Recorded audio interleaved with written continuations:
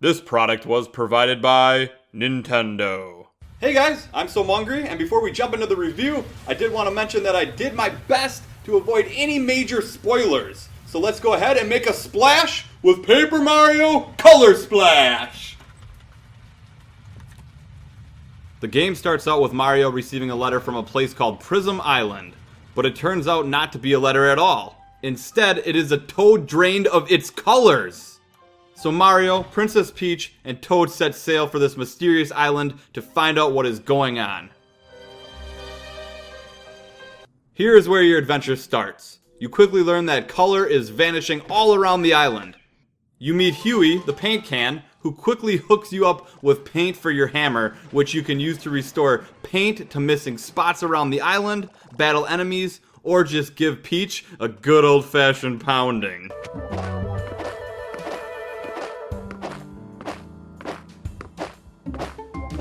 The island is covered in toads.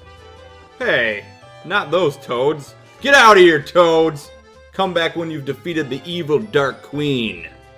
Anyways, the island is covered in toads, and believe me, there are a lot of them. And naturally you're thinking, I don't want to have to talk to all these toads. They're all gonna be like, hey, I'm Toad and I'm special! But actually, every toad has something useful or funny to say, so you want to talk to them all. Here are a couple of my favorite conversations.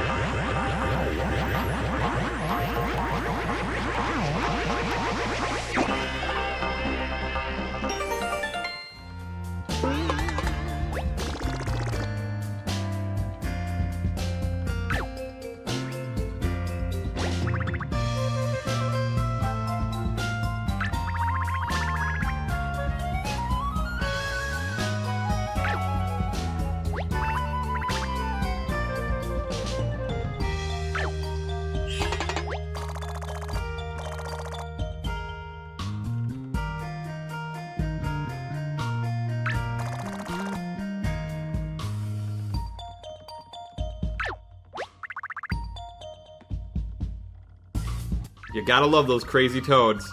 Anyways, let's rewind back a little bit here. A short time after your arrival, you learn of the Shy Guys draining toads of their paint with a straw, which means they are literally sucking the life out of them. This makes them feel like the vampires of the Mario universe, which is pretty dark if you ask me. But at the same time, pretty funny. I mean, death by a straw? Come on, that has to be in the top 10 worst ways to die. And the top 10 funniest ways to die too. So after you learn about the Shy Guys and talk to some of the toads, it's time to explore. The game works like a typical Mario game with a world map and different levels to go to.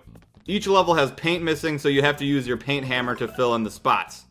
Most of the spots are part of the environment, the ground, the walls, or bricks, but other times you use your paint hammer to revive the drained toads because paint is essentially the life juice of Paper Mario Color Splash. So it does get pretty messy, but who's to say messy isn't fun? You can also just use your regular attacks to hit things and gather up more paint for your paint meter. There's never really a shortage of paint, so you don't really have to worry about that. It's pretty much in everything around the game. Sometimes you have to re-enter the levels to either unlock a different path, or if you want to go for the 100% to find all the missing spots of paint, you can do that. This is a little bit tedious for my liking, especially since the enemies come back to life, so if you're just looking to find another star or fill in the paint, it can be time consuming. Also, before we move on to the combat, I should mention that there is a new cutout feature that allows you to extract areas from the environments to solve puzzles. It is rather simple, yet charming, as you use the gamepad to change out the environment or add things to it. Here is an example of that. Please excuse the bad footage. I had to record this with my phone while trying to do it. I did use the stylus so that you guys could see it a little bit better. It works a lot better if you just use your finger. But that's a good example of what you can do on your gamepad. Alright, let's move on to the combat. There is a new battle card system where you can pick cards to use against your enemies in battle. The card system is done completely with the gamepad. Some cards are better than others for specific enemies, and picking the right ones can really help you in battle. There are a ton of different cards. For example, there's your basic jump, there's your regular jump, there's your jump times 2, there's your big jump, there's your hop skipper, there's your iron jump, there's your line jump, there's your hammer times 2, there's your big hammer, there's your eek hammer, there's your hurl hammer, there's your KO hammer, there's your big eek hammer, there's your fire flower, there's your ice flower, there's your pow block, there's your frog suit, there's your spike helmet, there's your mushroom, there's your blaze hammer, and there's also enemies that you can use as cards as well, such as your spiny, your dry bones, your goombas, your shy guys, your Koopas, your Koopa Paratroopas, and then of course you have your special attacks, or the things as they call them, such as like a plunger, a lemon, a Cataluck, a fan, a fire extinguisher, and the list goes on and on and on. There are a ton of different cool cards to pick from, which is super nice. It's fun to have the variety of attacks. If you pick a colorless card, you can select how much paint you want on that card before you attack. The more paint you use, the more damage that card will have. After that, you just play the card and attack your enemies. You can also time out the card action just right to get extra damage or more attacks by simply pressing A at the right time. And the timing changes depending on the cards. You can also block your opponents with A, and with different opponents there are different timings for this as well. Now that might sound complicated, but trust me, it is not. I actually think the battle system is fun, but it takes way too long to become challenging. It seriously wasn't until about 8 to 10 hours in until I actually felt like I might lose a battle. For me, this was my one big gripe with the game. I thought the progression was a bit slow in terms of battling. You have to fight way too many battles that are not challenging enough in the first 8 to 10 hours of the game, and that kind of takes away the thrill of the battle, at least for me. One cool thing that does happen early is meeting Kamek. After you first meet, he will randomly show up to some of your battles and mess with your deck by either making you use all of one card, which is usually a weak card, or giving you only a few cards, or by flipping your cards around, making you pick blind. I do like the extra challenge. Also, if you run out of cards, there is a battle attack you can use. I actually have a funny clip I wanted to show you.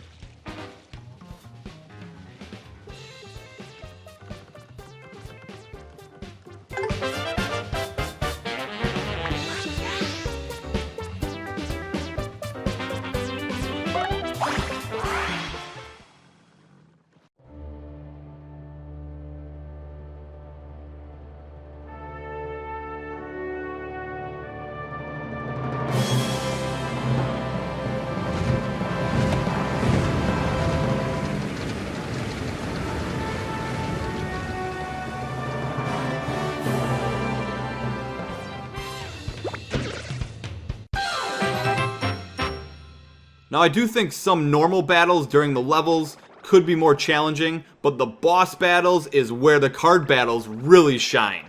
It is here where you are pressured into making the correct card choices and getting your timing just right. And speaking of bosses, they are super cool in this game, with epic intros, funny conversations, and the whole shebang.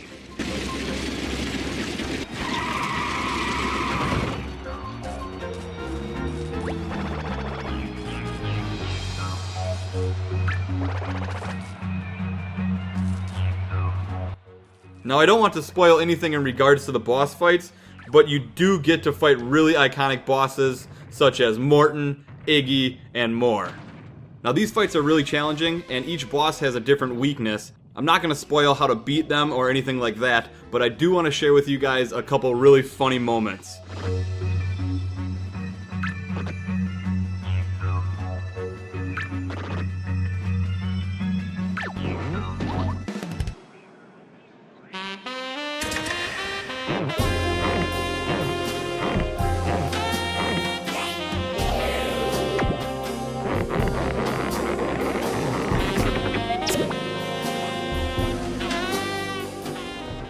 I thought that was a pretty funny example of one of the things.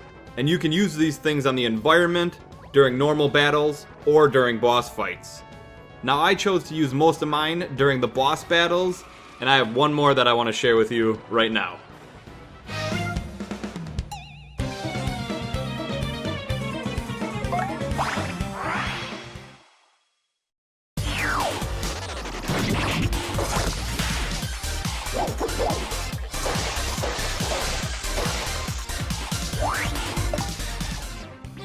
That was pretty cool, right? Gotta love those things. Now, if you get sick of battling and walking around and want some more competition, you can go and do a classic Rochambeau match. You know, rock, paper, scissors. The Toads have huge arenas around the map, so you can fight for glory in the spotlight, which is pretty cool. So overall, I really enjoyed my time with Paper Mario Color Splash. It's a fun, hilarious action-adventure RPG, and I would recommend it to all ages. Now, I wanted to bring you guys a short and sweet review for Paper Mario, but believe me when I say this review barely scratched the surface as far as gameplay goes. There is so much more to this game, and I recommend everybody playing it. It is great. My overall favorite part of the game is just how well written and funny the dialogue is. Very well done, Nintendo. You deserve a slow clap.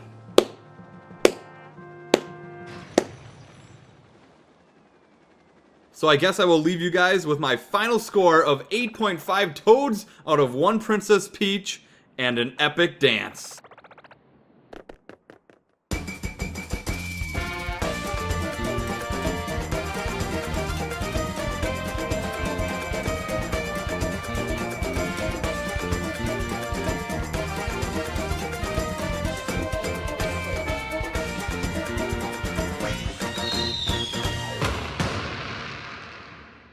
Thanks for watching. If you enjoyed the video, don't forget to leave a thumbs up and share the video with a friend. And if you want more awesome videos, check out my co-op channel. Also, huge thanks to my fellow supporters at Patreon. You guys help out the channel so much, and I'm extremely grateful. If you want to learn how you can be a fellow patron, check out the links in the description below. And I will see you guys all next time.